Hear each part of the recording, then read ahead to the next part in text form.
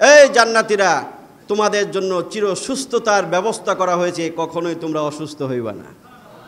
প্রথম ঘোষণাই দিবেন আন্না লাকুম আন তাসিহু ফালা তাসকামু আবাদা, তোমাদের জন্য স্থায়ী সুস্থতার ব্যবস্থা করা হলো, আর কখনোই তোমরা অসুস্থ হবে না। এরপরে ঘোষক আরো বলবেন ওয়া ইন্না লাকুম আন তাহইয়াউ ফালা তামুতু আবাদা, তোমাদের জন্য স্থায়ী জীবনের ব্যবস্থা করা হয়েছে, মৃত্যু নামক কোনো জিনিস তোমাদের জীবনে আর আসবে না। 3 নম্বর ঘোষণা দিবেন ইন্না লাকুম আন তাসাব্বু ফালা তাহরামু আবাদা, তোমাদের জন্য চির যৌবনের ঘোষণা দেওয়া হলো, জীবনে আর কোনোদিন তোমরা বার্ধক্যে পৌঁছবা না। এরপরে ঘোষক আরো বলবেন ওয়া ইন্না লাকুম আন তানআমু ফালা তাবআসু আবাদা, তোমাদের জন্য স্থায়ী নাজ ও নিয়ামত, ধন দৌলত, নাজ ও নিয়ামত, যা দরকার আনন্দ উৎসবের জন্য, শান্তি সুখের জন্য, সব উপকরণের স্থায়ী ব্যবস্থা করে দেওয়া হলো। সিয়াম সাধনা করেছি, এরপরে আমরা ঈদ উল ফিতর উদযাপন করেছি। এখন ঈদের সময় চলছে, ঈদের পরবর্তী প্রথম জুমায় আমরা সমবেত হয়েছি। ঈদ মানে আনন্দ, ঈদ মানে খুশি, এটা আমরা জানি। আরবি না জানলেও এই শব্দের অর্থ জানি। ঈদ শব্দটা আরবি শব্দ, এটার অর্থ হচ্ছে আনন্দ, খুশি এবং বারবার ঘুরে ফিরে আসা ইত্যাদি। তো আমাদের ঈদ এবং অন্যান্য ধর্মীয় উৎসব হোক বা অন্যান্য মানবরচিত উৎসব, এই দুটার মাঝে পার্থক্য আছে। আমাদের ঈদ এটা শুধুই মাত্র আনন্দ উৎসব না, শুধুই ভোগের জিনিস না, ভোগ এবং ত্যাগ দুটা জিনিসের সমন্বয় হচ্ছে আমাদের ঈদ বা ধর্মীয় উৎসব। পৃথিবীর অন্যান্য সকল ধর্মের মাঝে উৎসব আছে, তাদের উৎসবগুলো শুধুই উৎসব, সেখানে কোনো ইবাদত নাই, বন্দেগী নাই এবং সেখানে কোনো ত্যাগের শিক্ষা নাই। কিন্তু ব্যতিক্রম হচ্ছে আমাদের ধর্মীয় উৎসব দুটা, ঈদ উল ফিতর এবং ঈদ উল আজহা। এই দুটি উৎসব আমাদের ধর্মে স্বীকৃত। আমাদের ধর্ম ইসলাম ধর্মে এই দুটা দিনকে আনন্দ উৎসবের দিন হিসাবে ঘোষণা করা হয়েছে। ঈদ শব্দটা কোরআনেও আছে, হাদিসেও আসছে। কোরআনের সূরাতুল মায়েদার ভিতরে এই শব্দটা আসছে, যার অর্থই আনন্দ। ঈসা আলাইহিস সালামের কাছে তার উম্মতরা আবেদন করেছিল যে আল্লাহ পাক যেন তাদের জন্য আসমান থেকে খাঞ্চা ভর্তি খাদ্য আল্লাহ পাক যেন অবতরণ করেন, একটা আবদার করছে ঈসা আলাইহিস সালামের উম্মত ঈসা নবীর কাছে। ঈসা নবী বলল যে এটা কী করবা তোমরা, কেন, কি দরকার? তখন তারা বলল যে এটা আমাদের জন্য একটা আনন্দের বিষয় হবে এবং পরবর্তী প্রজন্মের জন্য যুগ যুগ ধরে একটা ইতিহাস হয়ে থাকবে যে আমাদের জন্য আল্লাহ পাক আসমান থেকে খাবার ভর্তি করা, খাবারের পাত্র, খাঞ্জা, টুকরি আল্লাহ পাক পাঠাইছেন। ওই কথাটা আল্লাহ পাক কোরআনে কোট করেছেন, তাদের কথাটা। وَإِذْ قَالُوا اللَّهُمَّ رَبَّنَا أَنزِلْ عَلَيْنَا مَائِدَةً مِّنَ السَّمَاءِ تَكُونُ لَنَا عِيدًا لِأَوَّلِنَا وَآخِرِنَا وَآيَةً مِّنكَ وَارْزُقْنَا وَأَنْتَ خَيْرُ الرَّازِقِينَ।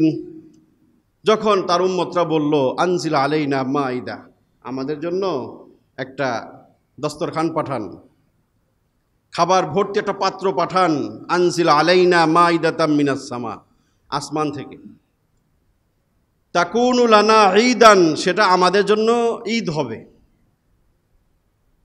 ঈসা নবীর উম্মত বলতেছে সেটা আমাদের জন্য ঈদের দিন হবে, খুশির দিন হবে। ঈদ লিআউয়ালিনা ওয়া আখিরিনা, পূর্ববর্তীদের জন্য, পরবর্তীদের জন্য, সকলের জন্য একটা আনন্দের বিষয় হবে, দিন হবে।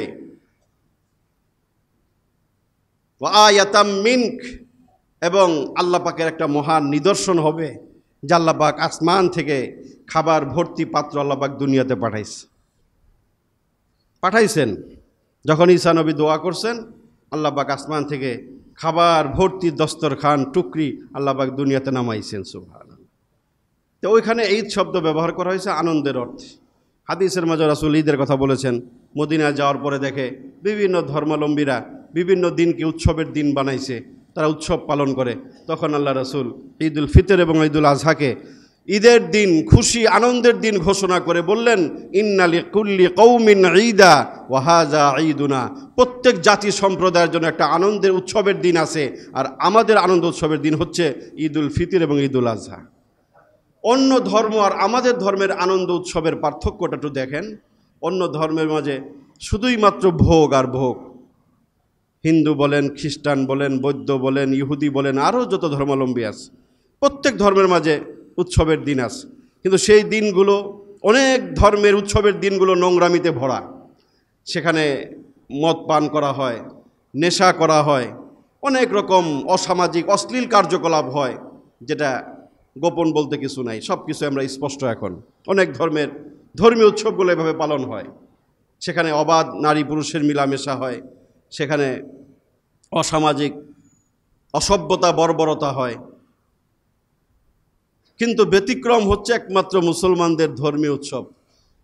এখানে ইবাদত, আমাদের ধর্মীয় উৎসবটা একটা ইবাদত। এখানে এসে আমরা আল্লাহর দাসত্ব বন্দেগী করি, এবং এখানে ভোগের অনুমতি আছে। ঈদের সময় ভালো কাপড় পরা, ভালো খাবারের আয়োজন করা, এটা ইসলাম উৎসাহিত করছে, নির্দেশ দিছে যে তুমি তোমার সামর্থ্যের ভিতর থেকে ভালো পোশাক পরো, তোমার সামর্থ্যের ভিতর থেকে ভালো খাবার দাবারের ব্যবস্থা করো, ইসলাম নির্দেশনা দিছে। পাশাপাশি দুইটা ঈদের ভিতরেই মানবতার কথা বলেছে, কারণ ইসলাম মানবতার ধর্ম, মানবিক ধর্ম। ঈদুল ফিতরের মাঝে ইসলাম স্পষ্টভাবে ঈদুল ফিতরের আগে সাদাকাতুল ফিতরের বিধানকে অত্যাবশ্যক করছে, যে শুধু তুমি একাই ঈদ আনন্দ উপভোগ করবা এটা হবে না। এই জন্য বলছে ঈদের নামাজে আসার আগে ফেতরা দিয়ে আসো, যাকাত দাও, ফেতরা পরিশোধ করো। এই বিধান পৃথিবীর কোনো ধর্মে নাই। এটা অত্যাবশ্যক বিধান, ওয়াজিব, দিতেই হবে আপনাকে। এবং রাসূল বলেছেন তোমরা ঈদের নামাজে আসার আগেই দাও, কারণ গরিব দুঃখী মানুষের ঈদের প্রয়োজন আছে। তুমি দিবা, ঈদের 10 দিন পরে দিলা, উদ্দেশ্য ব্যাহত হবে। উদ্দেশ্য হচ্ছে তুমি একাই আনন্দ উৎসব করবা না। ইসলাম সাম্যের ধর্ম, মানবতার ধর্ম। তোমার পাশাপাশি যেন তোমার আশেপাশে সকল মানুষগুলোও যেন ঈদ উৎসবে শরীক হতে পারে, এই জন্য ইসলাম বলছে তুমি তাদের মাঝে যাকাত দাও, গরিব দুঃখীর মাঝে সাদাকাতুল ফিতর দাও। এবং রমজানকে ইসলাম সাদাকার মাস, দানের মাস ঘোষণা করছে। এই মাসে বেশি বেশি দান করতে ইসলাম উৎসাহ প্রদান করছে, মানুষকে উৎসাহিত করছে। রাসূল নিজে বেশি বেশি দান করেছেন, সাহাবায়ে কেরাম করেছেন, মানুষকে শিক্ষা দিয়েছেন, আহ্বান জানিয়েছেন তোমরাও গোটা রমজান মাস ভরে দানের প্র্যাকটিস করো, বেশি বেশি দান সদকা করো। কি চমৎকার বিধান! যদিও আমরা কেউ করি বা করি না, আমরা নিজ ভোগ বিলাসে মত্ত হই, আমরা আমাদের ধর্মের এই সৌন্দর্যটাকে আমরা নষ্ট করি। ঈদের পোশাক কিনি, শুধু নিজেকে নিয়ে ব্যতিব্যস্ত থাকি, নিজেকে নিয়ে চিন্তা করি। যদি প্রশ্ন করা হয় আপনি কি একটা পোশাক কোনো মানুষকে দিয়েছেন গরিব দুঃখীকে, কি উত্তর আসবে আমি জানি না। অথচ আপনি নিজের সন্তানের পোশাক কিনছেন, নিজের পোশাক কিনছেন। আপনি কি ইচ্ছা করলে একটা গরিব দুঃখী মানুষের গায়ে ঈদের একটা নতুন জামা উঠায় দিতে পারতেন না? আমি করার চেষ্টা করেছি, আলহামদুলিল্লাহ। এই সেন্সটুকু আমাদের অনেকের কাজ করে না। আপনি হাজার হাজার টাকা ব্যয় করে ঈদ শপিং করতেছেন নিজে। যদি চিন্তা করতেন আমার মহল্লাটা গরিব মানুষের একটা বাচ্চাকে আমি একটা জামা দিব, একটা মানুষকে আমি একটা কাপড় দিব, একটা এতিমখানার 2টা ছাত্রকে আমি এক সেট জামা বানিয়ে দেব। এই সৌন্দর্যের শিক্ষাই তো ইসলাম আমাদেরকে দিছে, এটা তো ইসলামের বিধান, কিন্তু আমরা মানি না। আমরা নিজে একটা জামার জায়গায় 5টা 10টা প্রতিযোগিতা করে আমরা ঈদের পোশাক কিনি, ঈদের শপিং করি প্রতিযোগিতা করে, কিন্তু চতুর্পাশের কথা ভুলে যাই। কিন্তু ইসলাম তো সেই ধর্ম না। ইসলাম তো আমাকে এটা শিখায় নাই যে তুমি শুধু নিজেকে নিয়ে ব্যস্ত থাকো, নিজেকে নিয়ে ভোগ করো। তোমার ধর্মীয় উৎসব অন্যান্য ধর্মীয় উৎসবের মতো শুধুমাত্র ভোগ বিলাসের মাঝে সীমিত না। এখানে কিছু মানবতার কাজ, এখানে কিছু দায়িত্ববোধ আছে, তোমার কর্তব্য আছে। সেটাই ইসলাম সদকাতুল ফিতর, যাকাত, সাধারণ দান এবং গরিব দুঃখী মানুষের কল্যাণ উপকারের শিক্ষা দিয়েছে। এই কারণে ঈদুল আজহার কথা দেখেন, সেখানেও ইবাদত আছে, ভোগ আছে, দায়িত্ববোধ আছে। গরু জবে করেছেন, পশু কোরবানি করেছেন, সেখানেও ইসলামের বিধান। কোরআন আল্লাহ বলেছেন ফাকুলু মিনহা ওয়া আতইমুল বাইসাল ফকির, ফাকুলু মিনহা ওয়া আতইমুল কানিআ ওয়াল মু'তার। খাও, তোমার হালাল পয়সায় তুমি পশু কোরবানি করছো, তুমি খাও, প্রথম খাবারটা তুমি খাও, এটাও ইসলাম বলছে, সেটা মুস্তাহাব সুন্নত। তুমি যদি কোরবানি দাও, তোমার কোরবানির পশু থেকে তুমি প্রথম ঈদের দিনের আহার করো, ভক্ষণ করো, এটা ইসলাম তোমাকে উৎসাহিত করছে, তুমি খাও আগে, সমস্যা নাই। তারপরেই বলেছেন ফাকুলু মিনহা ওয়া আতইমুল বাইসাল ফকির, ফকির মিসকিন সুবিধা বঞ্চিত মানুষদেরকে খাওয়াও।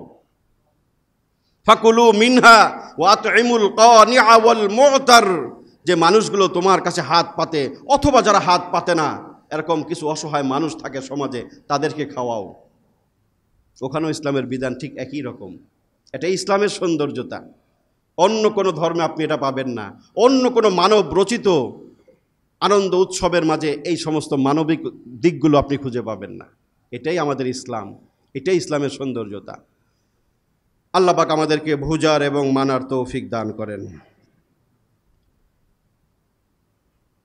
ঈদ মানে আনন্দ, আমরা আনন্দ উৎসব করছি বা করতেছি, কিন্তু পৃথিবীর সকল সুখ আনন্দ উৎসব সাময়িক, অস্থায়ী। ঈদের দিন চলে গেছে, শেষ না? শেষ। যে কোনো আনন্দ উৎসব বলেন পৃথিবীতে খুবই ক্ষণস্থায়ী, একেবারেই সামান্য কিছু সময়ের জন্য মাত্র। স্থায়ী আনন্দ খুশি উৎসব হচ্ছে জান্নাত। জান্নাত হচ্ছে স্থায়ী আনন্দ খুশি উৎসবের জায়গা। পৃথিবীতে এর মাত্র সামান্য বিন্দু পরিমাণ খুশি আনন্দ উৎসবের বিধান ইসলাম দিছে। পাশাপাশি এটা স্মরণ করায় দিছে যে পৃথিবী তোমার সুখ হোক, দুঃখ হোক, আনন্দ হোক, বেদনা হোক, সব কিছুই সাময়িক, কোনো কিছুই তোমার স্থায়ী না। তুমি মহাসুখীজন, সেটা নিতান্তই অল্প কয়েকদিনের জন্য। তুমি অনেক ধনী মানুষ, সেটাও সামান্য কিছুদিনের জন্য। যা কিছু আছে সুখ স্বাচ্ছন্দ্য আরাম আয়েশ পৃথিবীতে সব কিছুই সাময়িক সময়ের জন্য। দুঃখ বেদনা কষ্ট সেটাও পৃথিবীতে সাময়িক সময়ের জন্য, দীর্ঘদিন না, অনাদি অনন্তকালের জন্য না, চিরদিনের জন্য না। স্থায়ী সুখ স্বাচ্ছন্দ্যের জায়গা জান্নাত, স্থায়ী দুঃখ বেদনা কষ্টের জায়গা হচ্ছে জাহান্নাম। মুমিন মাত্রই চিন্তা করবে যে আমার স্থায়ী সুখের ঠিকানা আমার দরকার, অতএব সেদিকে আমার ধাবিত হইতে হবে। কুরআন আল্লাহ কথা বলেছেন ওয়াসারিউ ইলা মাগফিরাতিম মির রাব্বিকুম ওয়া জান্নাতিন আরদুহাস সামাওয়াতু ওয়াল আরদ উইদ্দাত লিল মুত্তাকিন। তোমরা দৌড়াও, প্রতিযোগিতা করো ওই জান্নাতের দিকে যার প্রশস্ততা আসমান জমিনের চেয়ে বেশি। ওদিকে দৌড়াও, প্রতিযোগিতা করো ওই স্থায়ী সুখের নিবাস জান্নাতের জন্য। দুনিয়ার কোনো সুখ তোমার স্থায়ী হবে না। পৃথিবীতে সুখ আরাম আনন্দ উৎসব স্থায়ী না হওয়ার 5টা কারণ। কয়টা কারণ? 5টা কারণ। ওই 5টা কারণ আল্লাহ পাক জান্নাতে রাখেন নাই। কারণগুলো যেমন দেখেন, পৃথিবীতে মানুষ স্থায়ী সুখ আরাম আনন্দ স্থায়ী হয় না কেন? প্রতিবন্ধক 5টা। 1 নম্বর প্রতিবন্ধক মৃত্যু। আপনি যতই সুখে থাকেন, মৃত্যু আপনার সুখ কেড়ে নেবে। মৃত্যুর ভয় আছে না সবার? যতই সুখী জন হন, মৃত্যু বরণ করতেই হবে, মৃত্যু হলেই সব শেষ। আর মৃত্যু যে কোনো সময় হতে পারে, গ্যারান্টি নাই। অতএব মৃত্যুর চিন্তায় আপনার সুখ শেষ। এটা পৃথিবীতে স্থায়ী সুখ আনন্দের অন্যতম অন্তরায় মানুষের মৃত্যু। আর মৃত্যুর বাহিরে কোনো মানুষ নাই। অতএব পৃথিবীতে আপনি মৃত্যু দূর করতেও পারবেন না, এই টেনশন থেকেও বাঁচবেন না, স্থায়ী সুখ পৃথিবীতে আপনার জন্য অর্জন করাও সম্ভব না। মৃত্যু 1 নম্বর প্রতিবন্ধক স্থায়ী সুখ স্বাচ্ছন্দ্যের জন্য পৃথিবীর বুকে। 2 নম্বর অসুস্থতা। যতই টাকা পয়সা না জনে আমদ দন দৌলত থাক, আপনি অসুস্থ, অথবা এখন সুস্থ আছেন, যে কোনো মুহূর্তে আপনি অসুস্থ হতে পারেন। অসুস্থ হইলে কোনো না জনে আমদ ভালো লাগবো? হ্যাঁ, আপনি অসুস্থ, অনেক জটিল রোগে আক্রান্ত, শরীরের মাঝে সুখ নাই, মনে আনন্দ নাই, তখন সুখ স্বাচ্ছন্দ্যের হাজারো উপকরণ আপনাকে সুখ আনন্দ দিতে পারবে না।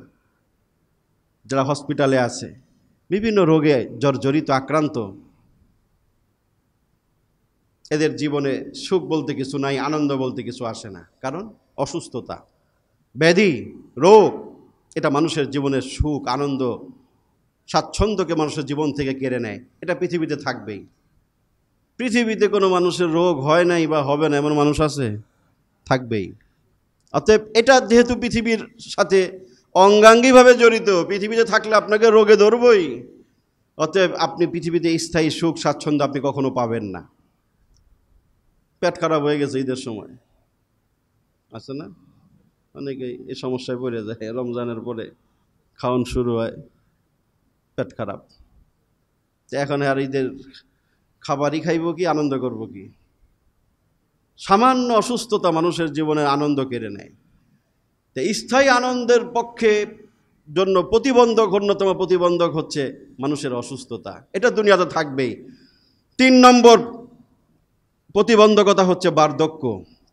বৃদ্ধ হয়ে গেলে যতই নাজ নিয়ামত থাক, তখন আর এগুলো ভালো লাগে না। বয়স, বার্ধক্য, এটা একটা রোগ। হ্যাঁ, বসলে উঠতে কষ্ট হয়, উঠলে বসতে কষ্ট হয়, হাঁটতে কষ্ট হয়, দেখতে কষ্ট হয়। এখন যারা জোয়ান বুঝেন না, যারা বুড়া জিগান যে বার্ধক্যটা কত বড় একটা অসুস্থতা, কত বড় একটা কষ্টের বিষয়। তো অসুস্থ এটা যেমন একটি মানুষের সুখ স্বাচ্ছন্দ্যের জন্য প্রতিবন্ধক একটা জিনিস, ঠিক বার্ধক্যটাও মানুষের জীবন থেকে সুখ আনন্দকে কেড়ে নেয়। ঠিক এইভাবে দারিদ্রতা, যতই নিয়ামত আপনার এখন আছে, যে কোনো সময় আপনি গরিব হয়ে যেতে পারেন, এই টেনশন আপনার ভিতরে কাজ করে। আপনার বিভিন্ন জিনিসের সীমাবদ্ধতা থাকতে পারে, স্বল্পতা থাকতে পারে, অভাব থাকতে পারে, অনটন থাকতে পারে। এইগুলো মানুষের জীবন থেকে সুখ আনন্দ কেড়ে নেয়। হ্যাঁ, মনের মধ্যে খুব সুখ আছে, মনে চায়, আপনার উপকরণ নাই, তাহলে সেটা আপনার জীবনের সুখ স্বাচ্ছন্দ্যের জন্য প্রতিবন্ধক হয়ে দাঁড়ায়। দারিদ্রতা, অভাব, অনটন, এটা পৃথিবীতে থাকবেই। 5 নম্বর ভয়, ভীতি, আশঙ্কা, টেনশন, দুশ্চিন্তা, এটা প্রত্যেকটা মানুষের জীবনের সঙ্গী। এই 5টা বিষয়ে পৃথিবীতে মানুষের স্থায়ী সুখ স্বাচ্ছন্দ্যের জন্য প্রতিবন্ধক। আর এই 5টা বিষয় আল্লাহ পাক জান্নাত থেকে দূর করে দিবেন। সুবহানাল্লাহ। হযরত আবু সাঈদ খুদরি এবং আবু হুরায়রা থেকে বর্ণিত হাদিস, عن أبي سعيد الخدري رضي الله تعالى عنه عن أبي هريرة رضي الله عنهما عن النبي قال قال رسول الله صلى الله عليه وسلم ينادي مناد إن لكم أن تصحوا فلا تسقموا أبدا। মুসলিম শরীফে হাদিসটি বর্ণিত হয়েছে, 2837 নম্বর হাদিস। এই দুইজন সাহাবী থেকে বর্ণিত হাদিস, আবু সাঈদ খুদরি এবং আবু হুরায়রা থেকে বর্ণিত হাদিসের মাঝে রাসূল বলেন, জান্নাতের মাঝে একজন ঘোষক ঘোষণা দিবে, আনতাসিহু ইন্নালাকুম আনতাসিহু ফালা তাসকামু আবাদা। একজন ঘোষণা দিবেন, এই জান্নাতীরা, তোমাদের জন্য চির সুস্থতার ব্যবস্থা করা হয়েছে, কখনোই তোমরা অসুস্থ হইবা না। ওখানে যাওয়ার পরে মাথা ব্যথা, পেট খারাপ, হ্যাঁ, ডায়াবেটিস, প্রেশার, জন্ডিস, ক্যান্সার, কোনো কিছুই নেই। ইন্নালাকুম আনতাসিহু ফালা তাসকামু আবাদা। আবাদা মানে কোশ্চিন কালেও তোমরা আর অসুস্থ হইবা না। অসুস্থতা চিরবিদায়। জান্নাতে ঢুকছেন, যে 5টা বিষয় আপনাকে দুনিয়াতে ভোগাইছে, স্থায়ী সুখ স্বাচ্ছন্দ্য আপনাকে গ্রহণ করতে দেয় নাই, ওই 5টা বিষয়কে আল্লাহ ঘোষণা দিয়ে দূর করে দিবেন। প্রথম ঘোষণাই দিবেন, আন্না লাকুম আনতাসিহু ফালা তাসকামু আবাদা। তোমাদের জন্য স্থায়ী সুস্থতার ব্যবস্থা করা হলো, আর কখনোই তোমরা অসুস্থ হবে না। এরপরে ঘোষক আরো বলবেন, ওয়া ইন্না লাকুম আন তাহইয়াউ ফালা তামুতু আবাদা। তোমাদের জন্য স্থায়ী জীবনের ব্যবস্থা করা হয়েছে, মৃত্যু নামক কোনো জিনিস তোমাদের জীবনে আর আসবে না। আন্না লাকুম আন তাহইয়াউ ফালা তামুতু আবাদা।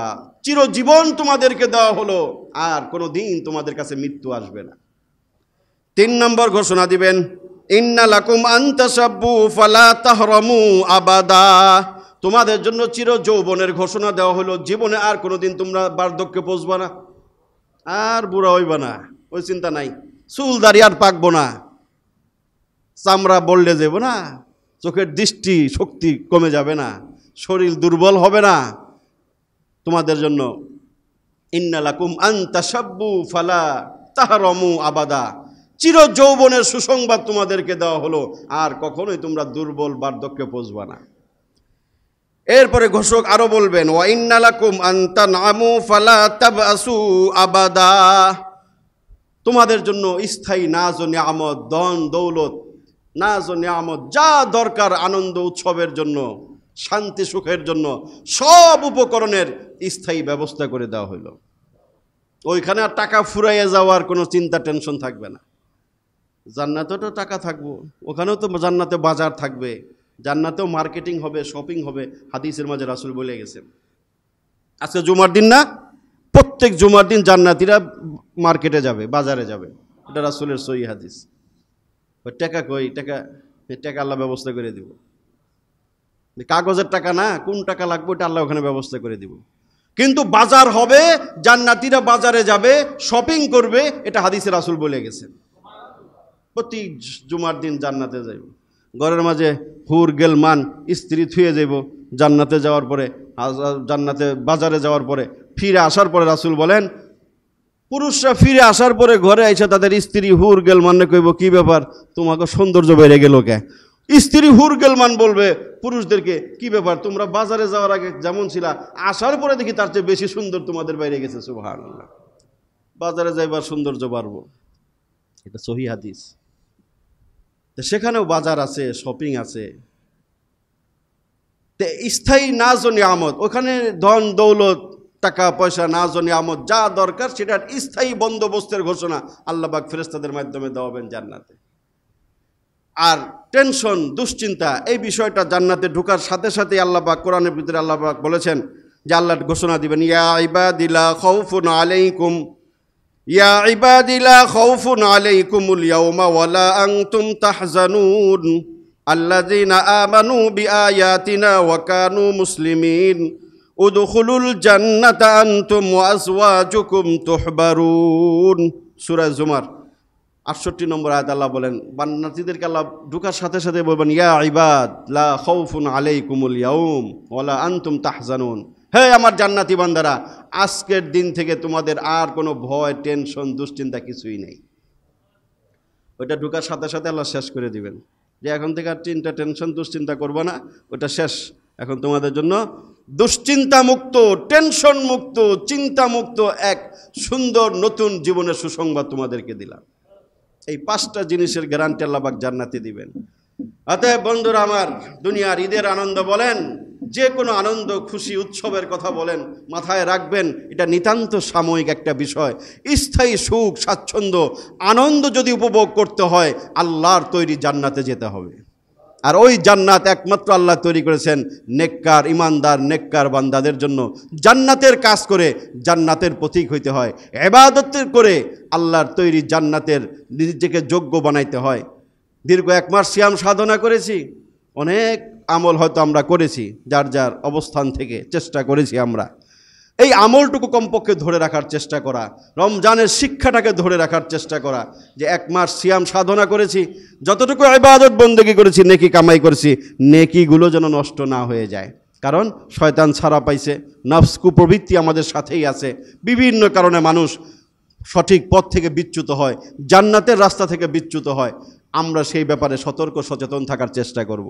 রমজানে যেভাবে মুসল্লিদের ভিড় হয়, মানুষ ইবাদতমুখী হয়, মানুষের ভিতরে সংযম আসে, রমজানের পরে উল্টা চিত্র দেখা যায়, মানুষ ততটাই বেপরোয়া হয়, ততটাই গুনার দিকে ধাবিত হওয়ার চেষ্টা করে, যেটা উচিত না, বোকামি।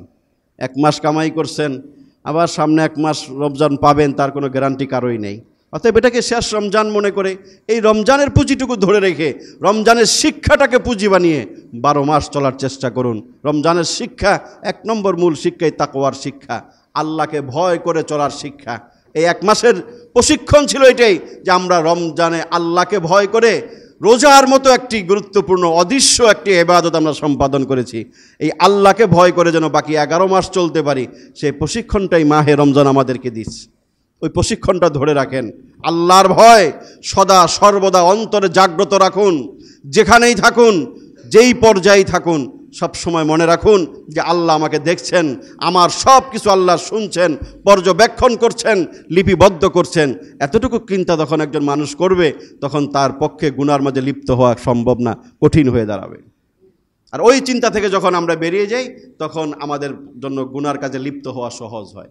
ইবাদত, বহু কারণে ইবাদত নষ্ট হয়, আমল বরবাদ হয়। অনেকগুলো কারণের মধ্যে 2-4-5টা কারণ সংক্ষেপে বলছি, যেই কারণগুলোতে ইবাদত নষ্ট হয়ে যায়। কোরআনে আল্লাহ যে কারণগুলো কথা বলেছেন, যে সকল কর্মকাণ্ডে মানুষের ইবাদত বরবাদ হয়, ইবাদত নষ্ট হয়ে যায়, সেই কারণগুলোর মাঝে অন্যতম কতগুলো কারণ। তার মধ্যে 1 নম্বর কারণ হচ্ছে কুফরি করা। ইবাদতের পরে যদি কোনো কুফরি কাজে কেউ লিপ্ত হয়, তাহলে তার পিছনের সকল ইবাদত, আমল, বন্দেগী বরবাদ হয়ে যায়। অতএব কুফরি থেকে সাবধান। ইচ্ছা করে নামাজ ছেড়ে দেওয়া, এটা হাদিসে রাসূল কুফরি বলে গেছেন। অতএব রমজানের পরে যারা নামাজ ছেড়ে দিছেন, মসজিদ ছেড়ে দিছেন, রাসূলের এক হাদিস অনুযায়ী আপনি কুফরি কাজে লিপ্ত হচ্ছেন। মান তারাকা সলাতান মুতাআম্মিদান ফাকাদ কাফারা, একটা হাদিস, রাসূলের সহিহ হাদিস। যে ব্যক্তি ইচ্ছা করে নামাজ পরিত্যাগ করলো, কোনো কারণ নাই, ওজর নাই, এমনি সে নামাজ ছেড়ে দিছে, রাসূল বলছেন সে একটা কুফরি কাজ করছে। আর কেউ যদি কোনো কুফরি কাজ করে, তার একটা কঠিন পরিণতি হচ্ছে তার পিছনে সকল আমলগুলো আল্লাহ পাক বরবাদ করে দেয়। আল্লাহ পাক বলেন সূরা মুহাম্মদের ভিতরে, ওয়ামান ইয়াকফুর বিল ঈমান ফাকাদ হাবিতা আমালুহু ওয়া হুয়া ফিল আখিরাতি মিনাল খাসিরিন। সূরা মায়েদা 5 নম্বর আয়াত। মান ইয়াকফুর বিল ঈমান, কোন ঈমানদার যদি কুফরি কাজ করে, কাফেররা তো কুফরি করবই, এটা স্বাভাবিক, কিন্তু আল্লাহ বলছেন ঈমানদার যদি কোনো কুফরির কাজ করে, মান ইয়াকফুর বিল ঈমান, ঈমান আনার পরে যদি কেউ কোনো কুফরি কাজে লিপ্ত হয়, ফাকাদ হাবিতা আমালুহু, নিশ্চয়ই তার সকল আমল আল্লাহ পাক নিশ্চিহ্ন করে দিবেন, বরবাদ করে দিবেন। কোরআনের সরাসরি আয়াত, সরাসরি তরজমা এটাই। নামাজের কথা একটা এক্সাম্পল বললাম, এরকম যে কোনো কুফরি কাজ, কুফর কোনটা এটা তাকে চিনবেন।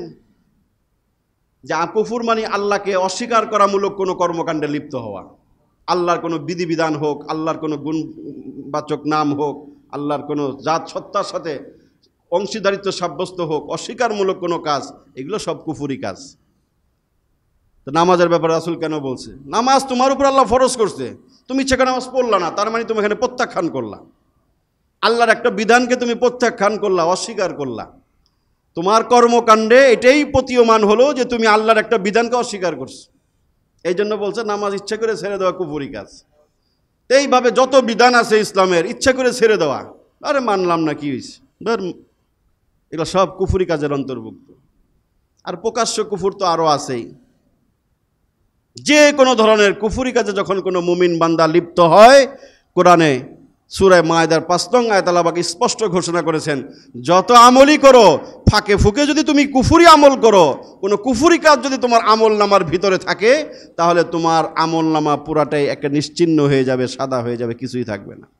মান ইয়াকফুর বিল ঈমান ফাকাদ হাবিতা আমালুহু ওয়া হুয়া ফিল আখিরাতি মিনাল খাসিরিন, এবং পরিশেষে ওই ব্যক্তি আখিরাতে ক্ষতিগ্রস্ত হবে। আমল নাই, নামাজ পড়ছে, রোজা রাখছে, দান করছে, হজ করছে, কিন্তু কুফরিও করছে, যার ফলশ্রুতিতে কি হবে, তার সব আমলগুলো নিশ্চিহ্ন হবে, একেবারে জিরো হয়ে যাবে, এবং ফিল আখিরাতি মিনাল খাসিরিন, পরকালে সে ক্ষতিগ্রস্তদের অন্তর্ভুক্ত হবে। সাবধান, কুফর কাকে বলে চিনবেন, জানবেন, বুঝবেন, কুফর থেকে সর্বোচ্চ সতর্কতা অবলম্বন করে কুফর থেকে বিরত থাকবেন।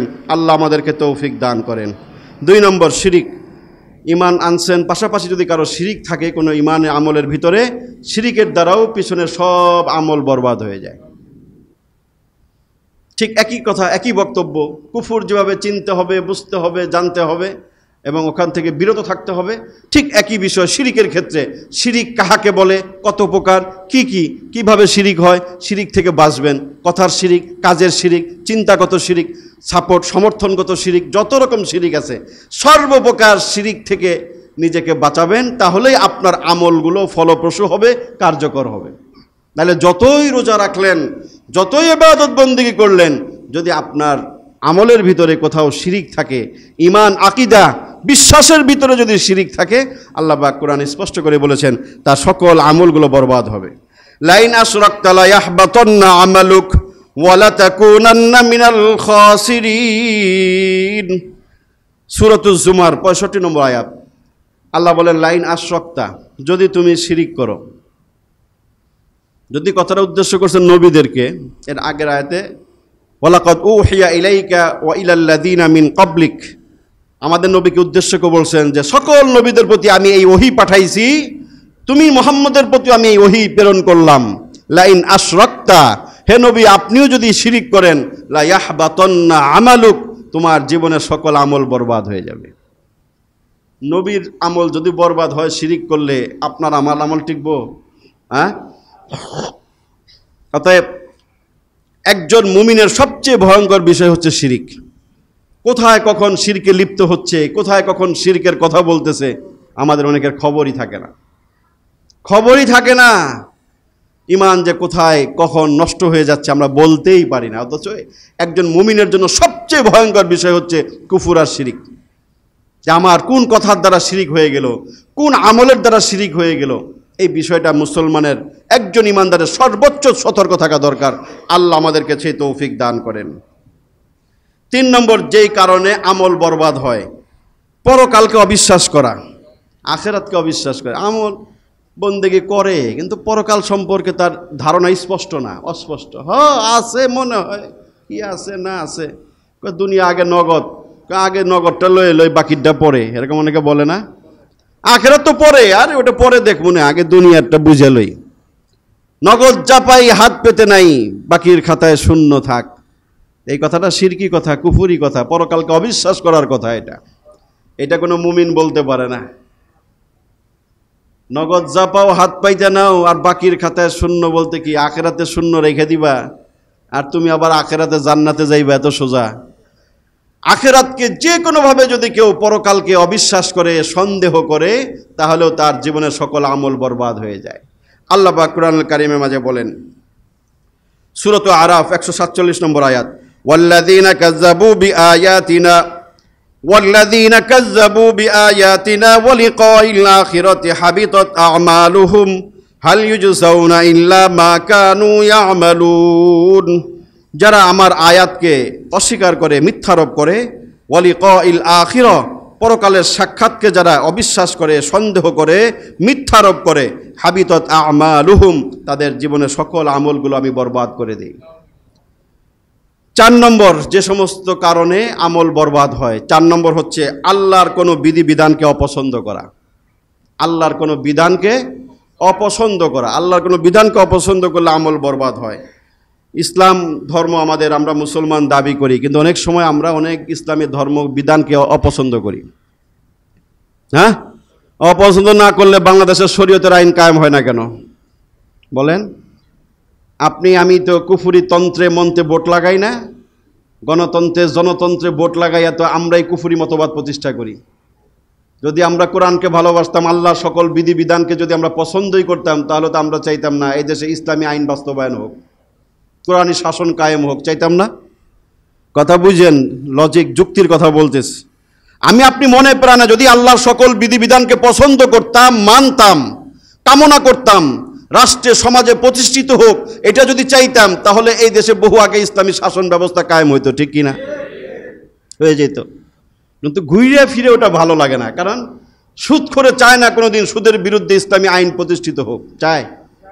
চোর কোনোদিন চায় না যে ইসলামী আইন প্রতিষ্ঠিত হোক আর আমার হাত কাটা যাক, চোর চাবে না। লম্পট, দুর্নীতিবাজ, লুচ্চা, বদমাইশ, এরা কখনো ইসলামী আইন চাবে না, কারণ এটাকে তারা ভয় পায়। ভালো মানুষ এগুলোরে ভয় পায় না।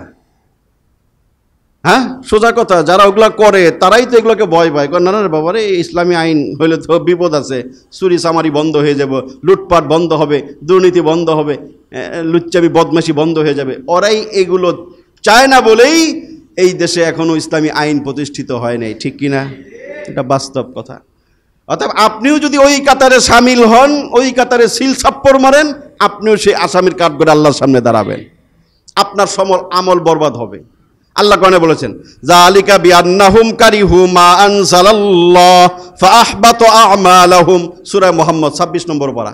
আপনি যদি আল্লাহর নাজিল করতে কোনো বিধানকে অপছন্দ করেন, তাহলে আপনার পিছনে সকল আমল বরবাদ হয়ে যাবে, ব্ল্যাঙ্ক হয়ে যাবে, কিচ্ছু থাকবে না আপনার।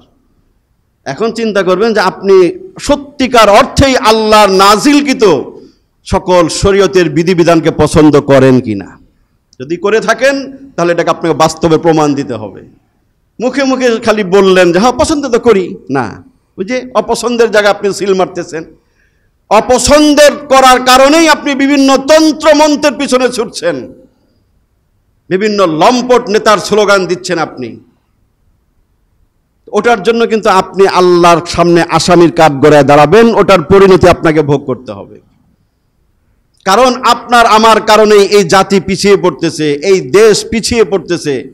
এই দেশের মাঝে যত অসঙ্গতি, যত যা কিছু হয়, এর জন্য দায়ী কিন্তু আমরাই, বাইরের লোক না। আমরা দায়ী। অতএব এটার পরিবর্তন করতে হলে, দেশটাকে সুন্দর করতে হলে, এই সমাজকে যদি সুন্দর করে বিনির্মাণ করতে হয়, আপনার আমার ভূমিকা রাখতে হবে। সেই ভূমিকাটা কি? ইসলামের পক্ষে ভূমিকা রাখেন, কোরআনের পক্ষে ভূমিকা রাখেন, দেখবেন সমাজ সুন্দর হবে, রাষ্ট্র সুন্দর হবে, চুরিচামারি বন্ধ হবে, জাতি সমৃদ্ধ হবে, বিশ্বের বুকে মাথা উঁচু করে জাতি দাঁড়াতে পারবে ইনশাআল্লাহ। সেই দিকেই আপনার আমাকে চলতে হবে যদি আপনি আল্লাহর বিধানকে পছন্দ করেন। পৃথিবীর শ্রেষ্ঠতম বিধান হচ্ছে কোরআনের বিধান, এর চেয়ে সুন্দর উৎকৃষ্ট কোনো বিধান পৃথিবীতে নাই। তাহলে মানতে সমস্যাটা কি? আজকে দারিদ্র্য বিমোচন হয় না কেন? কারণ এই জাকাত ভিত্তিক অর্থ ব্যবস্থা এই দেশে গড়ে উঠে নেই। হ্যাঁ, শতকরা কয় % লোক জাকাত দিচ্ছে? হয়তো এই পরিসংখ্যান 100 কারো কাছে নাই, কিন্তু অনেকেই কাছে আবার আছে কিছু না কিছু পরিসংখ্যান, আমাদের হুজুরদের কাছেও থাকে। আমরা দীর্ঘ 1 মাস জাকাত উঠাইছি না? জাকাতের পিছনে পিছনে ঘুরছি না? আমরা দেখছি তো, লিস্টই আছে আমার কাছে, 100 পুরা হয় নাই তো। কয়জন বাড়িওয়ালা, কয়জন শিল্পপতি, গাড়িওয়ালা, জমিওয়ালা, কয় টাকা দিছে হিসাব আছে তো আমার কাছে। কমপক্ষে আমার মহল্লার হিসাব তো আমার কাছে আছে। আপনি মহল্লাবাসী, আপনি মহল্লার তিমখানায় আপনি 10 টাকা দেন নাই, আপনি আরেক জায়গায় দিয়ে উল্টাইছেন, এটা আমরা বিশ্বাস করি না। ইসলাম বলছে হক তোমার বাড়ির লগে, বাড়ির এলাকার ভিতরে যে গরিব মিসকিন আছে এদের হক সবার আগে। তুমি এখানেই দেও নাই, তুমি অন্য জায়গার গান গাও, সেটা বিশ্বাসযোগ্য না। ইসলামী হুকুমত থাকলে তোমার সব সম্পদ ক্রোক করতো, হিসাব করে তারাই তোমার জাকাত বের করে নিয়ে যেত। তুমি 5 বাড়ির মালিক, তোমার কতটুকু সম্পদ আছে, ব্যাংক ব্যালেন্স, বাসার ভিতরে কোথায় কি আছে, সব হিসাব সরকারি লোক আইসা হিসাব বের করে তোমার থেকে জাকাত নিয়ে যেত। ওই জাকাতগুলো গরিব দুঃখীর মাঝে বন্টন হয়ে যেত, তোমার না দেওয়ার সুযোগ ছিল না। কত বড় বাহাদুর, লুঙ্গি উঁচা করে হাঁটো, কত বড় তুমি বীর বাহাদুর হিসেবে এলাকায় ঘুরো, তুমি যে জাকাতখোর, তুমি গরিবের হক নষ্ট করে মেরে খাচ্ছ, তোমার তো খবর নাই। অনেক খবর আমাদের কাছে আছে। 5 বার 10 বার 20 বার ফোন দিতে দিতে ধরেই না। কি বিরক্তি ভাব! আরে রমজান এখন শেষ হয়েছে নাকি? 25 আইছেন, আরে 27 আইছেন, 29 আইছেন, 29 পরে আর নাই। কত চিটার বাটপারদের চেহারা আমরা দেখি, সব সত্য কথা বলতেছে এখানে বসে। 1 মাস জাকাত ফেরতে উঠাইতে যে আমাদের ইমান আমল বরবাদ হয়ে যায়, এক প্রতিষ্ঠান চালাইতে যায়। কার কাছে চামু, কারে বলমু, কারে কি করমু, এই বলতে বলতে চাইতে চাইতে রমজান শেষ, নিজেদের ইমান আমল বরবাদ। তারপরও বহু বান্দার অন্তর এমন পাথরের মতো কঠিন, বলে না, 2টা টাকা পকেট থেকে বের হয় না। কিন্তু কথার বেলায়, মাতব্বরির বেলায়, ওরে বাবা, হের চেয়ে বড় মাতব্বর আর এলাকার মধ্যে নাই। এত বড় বড় কথা, এত বড় বড় ভাব হের। সে 2 টাকার ফকির নিছে, 2 টাকা দিতে পারে না, সে তো আমার সে ফকির নিছে। আমি একদিন বলছি না, যে জাকাত দেয় না, জাকাত ফরজ হওয়ার পরে তার সে কি করলো, নিজের জাকাত নিজে খাইলো। আর যে জাকাত খায় তারে কি কয়? জাকাতখোর। হুজুরকে গালি দেয় জাকাতখোর, যেই বেটা গালি দেয় ওই বেটা সবচেয়ে বড় জাকাতখোর। কারণ সে তো হিসাব করে ঠিক মতো জাকাত দেয় নাই, সে তার সম্পদে জাকাত সে খাইলো। তার সে কি হইলো? জাকাতখোর হইলো, সে হারামখোর হইলো। ওটা হারাম না? ওটা হারাম না? যে অংশটুকু সে গরিবের দিল না, ওটা তো হারাম তার জন্য, ওই হারামটা সে খেয়ে ফেললো। তাহলে সে হারামখোর হলো, সে জাকাতখোর হলো।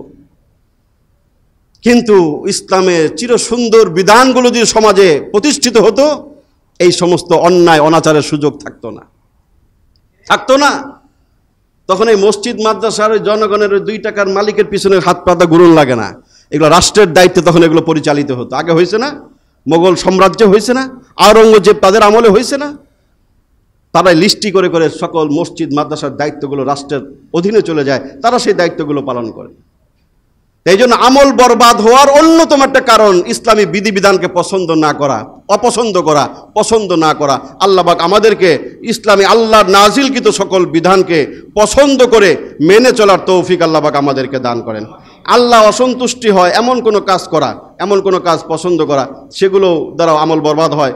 সূরা মুহাম্মদ 28 নম্বর আয়াতে আল্লাহ বলেন, যালিকা বিআন্নাহুম মুত্তাবাউ মা আসখাতাল্লাহু ওয়া কারিহু রিদওয়ানাহু ফাআহবাতা আমালাহুম। আল্লাহর অসন্তুষ্টিমূলক কোনো কাজ করা, এমন কাজ করলে আল্লাহ অসন্তুষ্ট হইয়া আমল সব বরবাদ করে দিতে পারে। অতএব আল্লাহ নারাজ হয়, অখুশি হয়, এমন কাজ থেকে বিরত থাকতে হবে, এমন কাজ করা যাবে না। এই আয়াতে আল্লাহ এই কথাই বলেছেন যে আল্লাহর অসন্তুষ্টির কাজ যারা করে, ওই পিছনে যারা ছুটে, তখন আল্লাহ হয়তো অসন্তুষ্ট হয়ে, নারাজ হয়ে, ক্রোধান্বিত হয়ে ওই ব্যক্তির পিছনে সকল আমলগুলো আল্লাহ পাক বরবাদ করে দিতে পারেন। 6 নম্বর রাসূল সাল্লাল্লাহু আলাইহি ওয়াসাল্লামের বিরোধিতা করা এবং আল্লাহর রাস্তায় বাধা প্রদান করা, এই সমস্ত কাজের দ্বারা আমল বরবাদ হয়। আল্লাহ পাক কোরআনে কারীমের সূরা মুহাম্মদের 32 নম্বর আয়াতে বলেন, ইন্নাল্লাযীনা কাফারু ওয়া সাদ্দু আন সাবিলিল্লাহ, যারা কুফরি করে, আল্লাহর রাস্তায় বাধা দেয়, ওয়াশাকুর রাসূল মিন বাদি মা তাবায়্যানা লাহুমুল হুদা, এবং যারা রাসূলের বিরোধিতা করে, রাসূলের আদর্শ মানে না, রাসূলের আদর্শ ভালো লাগে না, নেতার আদর্শ খুব ভালো লাগে, এমন চরিত্র যারা বহন করে, আল্লাহ বলেন ওয়াসায়ুহবিতু আমালাহুম, অতি শীঘ্রই আমি তাদের আমলগুলো বরবাদ করে দিব। অতএব রাসূলকে মনে প্রাণে নেতা মানতে হবে, সর্বোত্তম আদর্শ মানতে হবে। রাসূলের ক্ষেত্রে কোনো কম্প্রোমাইজ করা যাবে না। রাসূলের ইজ্জতের উপর আঘাত আসুক, রাসূলের সম্পর্কে যে কোনো বিষয়, আপনি যদি ঈমান আমল টিকাইতে চান, সর্বদা রাসূলের পক্ষে থাকতে হবে, রাসূলকে জীবনের সব কিছুর চেয়ে বেশি ভালোবাসতে হবে। আল্লাহ পাক আমাদেরকে তৌফিক দান করেন। 7 নম্বর, অহংকার করা। অহংকার করে অন্যকে তুচ্ছ তাচ্ছিল্য করা, নিজেকে আমলদার মনে করা, নিজেকে খুব জান্নাতি মনে করা, ভালো কিছু মনে করা, এমন ব্যক্তি সম্পর্কে মুসলিম শরীফে হাদিস আল্লাহ রাসূল বলছেন, যেই ব্যক্তি অন্য ব্যক্তি সম্পর্কে বলে এই লোকরে আল্লাহ মাফ করবো না, এই লোক কখনো জান্নাতে যেতে পারবো না, আল্লাহ রাসূল বলেন, এমন ব্যক্তি সম্পর্কে আল্লাহ বলেন, তুই যে বললি যে আল্লাহ তাকে মাফ করবো না, আল্লাহ তাকে জান্নাতে নিব না, এত বড় স্পর্ধা তুই কই পালি? আমি তো যে কোনো বান্দাকে ক্ষমা করার অধিকার রাখি, যে কোনো বান্দাকে আমি মাফ করে জান্নাতে নিতে পারি। তুই যেহেতু আমার সম্পর্কে এই ধরনের দৃষ্টতামূলক মন্তব্য করলি, যার কারণে যার সম্পর্কে তুই এই কথা বললি যে আল্লাহ তাকে জান্নাত দিব না, মাফ করবো না, আমি তাকে মাফ করে জান্নাতে দিলাম, আর তোর সকল আমলগুলো বরবাদ করে দিলাম। আল্লাহ আমাদেরকে আমলগুলো টিকানোর তৌফিক দান করেন।